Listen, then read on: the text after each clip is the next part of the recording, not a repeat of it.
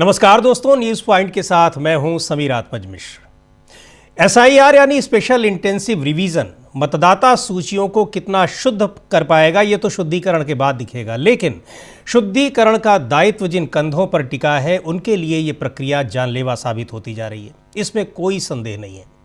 जी हां, देश के तमाम इलाकों से ऐसी खबरें लगातार आ रही हैं कि इस काम में लगे अब तक करीब 20 बीएलओ यानी बूथ लेवल ऑफिसर्स अपनी जान से हाथ धो बैठे हैं। बताया जा रहा है कि इन पर काम का इतना दबाव है कि कई बीएलओ अपनी जान दे रहे हैं। मृत बीएलओ के परिजन साफ तौर पर यह बात कह रहे हैं, लेकिन चुनाव आयोग खामोश है। इस बीच देश भर में इस एसआईआर के खिलाफ राजनीतिक दल सड़कों पर उतर रहे हैं। पश्चिम बंगाल में मुख्यमंत्री ममता बनर्जी ने एसआईआर के खिलाफ बनगांव में एक रैली की और खुद भी उसमें मौजूद रहीं। ममता बनर्जी इस रैली में मौजूद थी ही और इसके अलावा उन्होंने चुनाव आयोग और सरकार को चेतावनी दी और सवाल पूछा कि आखिर चुनाव आयोग इतनी हड़बड़ी में क्यों है। क्या कुछ कहा ममता बनर्जी ने, सुनते हैं। 2002 लास्ट হয়েছিল, আমরা কেউ বলিনি তো করতে হবে না।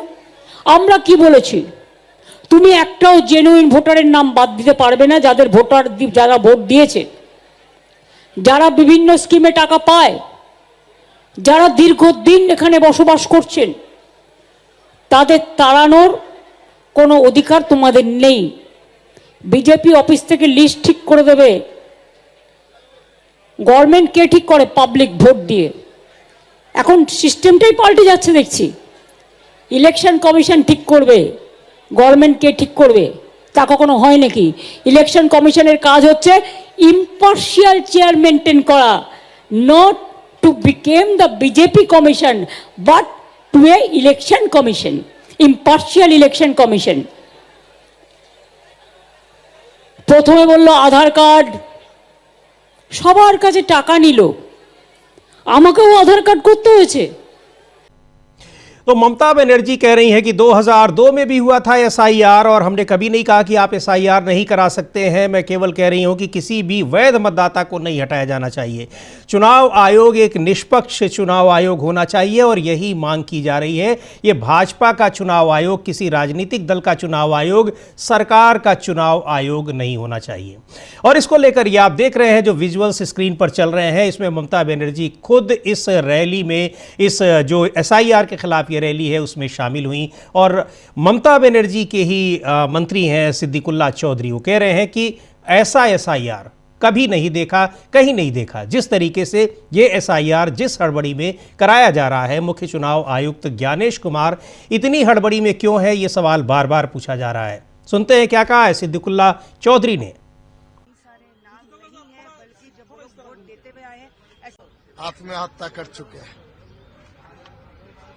मेरे अंदाजा के मुताबिक इससे पहले एसआईआर के बारे में ये दिन देखना नहीं पड़ा था।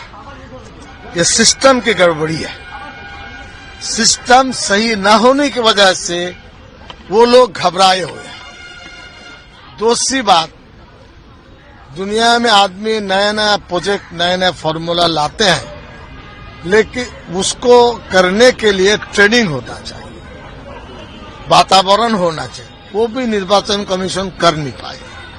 तीसरी बात, काम में इतना दबाव है, 24 घंटा है। कहा जा रहा है कि एक बूथ में अगर 300 फैमिली रहती है तो हर फैमिली में 3 दफा जाना पड़ेगा। कितना टाइम लगेगा? लिखने में कितना लगेगा? फ्लॉप करने में कितना लगेगा? सिग्नेचर में? ये जस्टिफिकेशन कर नहीं पाए हैं।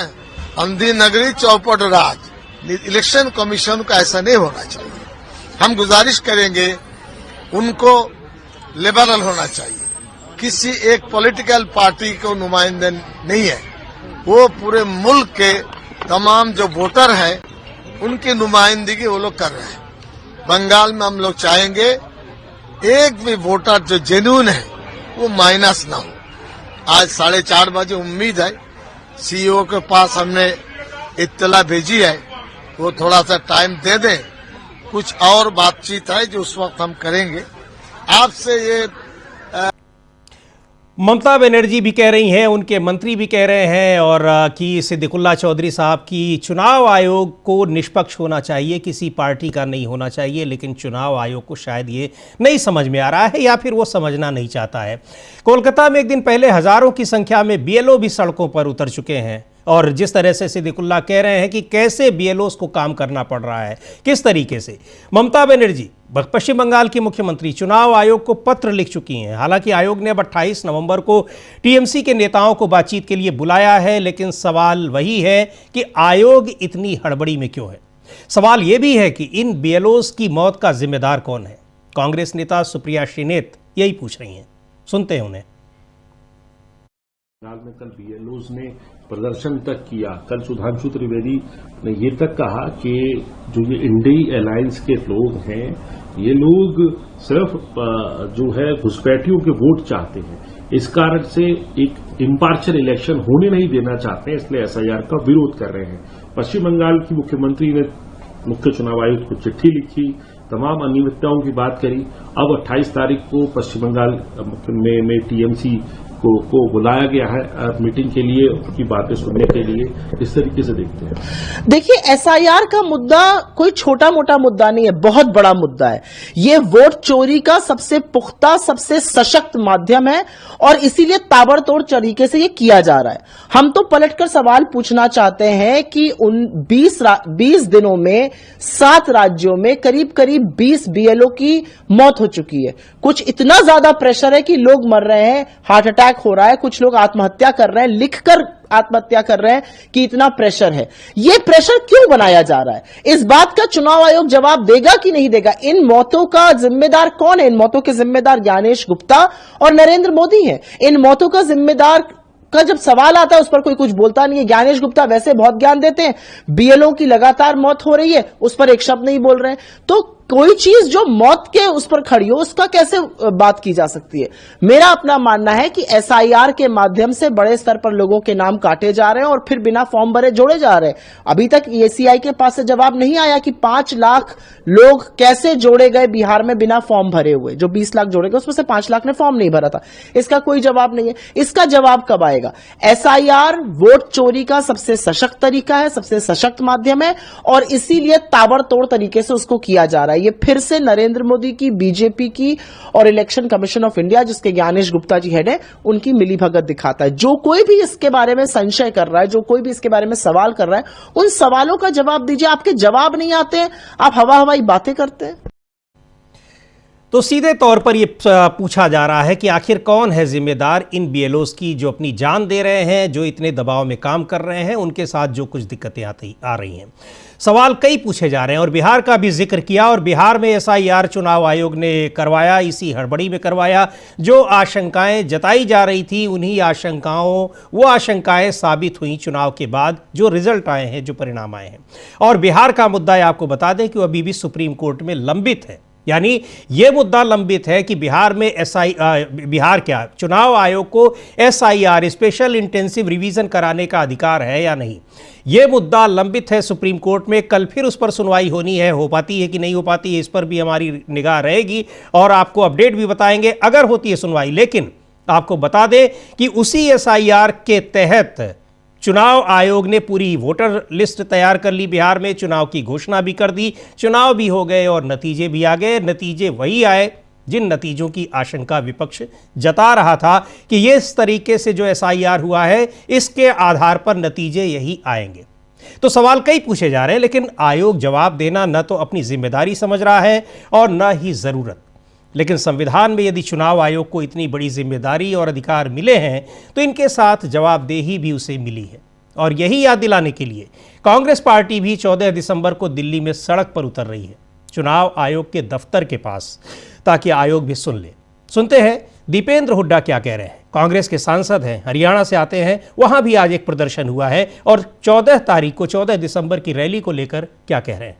जो हमारा लोकतंत्र और संविधान को बचाने के लिए आज कांग्रेस सड़कों पे है। भारतीय जनता पार्टी और चुनाव आयोग की मिलीभगत से लड़ाई लड़ रहे हैं। आज देश में चुनाव की प्रक्रिया निष्पक्ष नहीं रह गई, ये साबित हो गया है और इसीलिए आज सड़क पे कांग्रेस पार्टी संघर्ष कर रही है। 14 तारीख को राहुल जी के नेतृत्व में बड़ी रैली रामलीला ग्राउंड में करेंगे।